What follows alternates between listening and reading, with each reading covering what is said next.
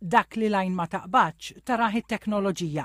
Il-Korporazzjoni għas-Servizzi tal-Ilma minn xurilu telqet il-proġett ambizzjuż li jsarraħ fuq it-teknoloġija magħrufa bħala Augmented Reality.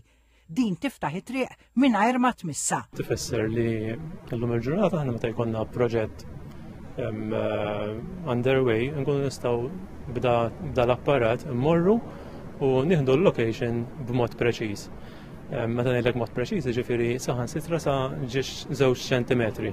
Il-teknoloġista tal-Korporazzjoni għas-Servizzi tal-Ilma Ian Gallia qal lil TVM News li l-ikbar benefiċċju ta' sistema avanzata bħal din hija li l-korporazzjoni tkun tista' tara taħt l-art b'mod viżiv. Nieħdu location ta' pajpijiet, nieħdu location pereżempju ta' fittings bħal huma valvi, għandna end caps u ovvjament meta tingħalaq it-triq għandna normalment proġett meta jkun qed isir ovvjament ikun hemm trinka miftuħa, il-location ta' daw l-assi noħduhom waqt li hemm trinka miftuħa, meta trinka tingħalaq aħna way down the line, jiġifieri jekk tgħaddi sena sentej, inkunu nistgħu nerġgħu nittrejsjaw lura daw l-assets b'mod preċiż fejn qegħdin.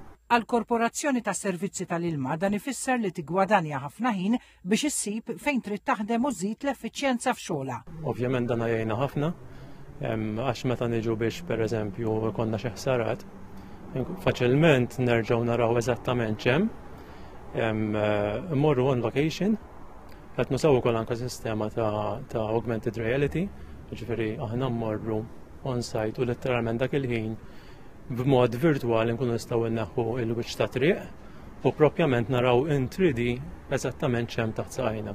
Is-Sur Gallia qal li jkun ideali li kumpaniji oħra li għandhom is-sistemi tagħhom għaddejjin minn taħt l-art jingħaqdu wkoll ma' sistema bħal din.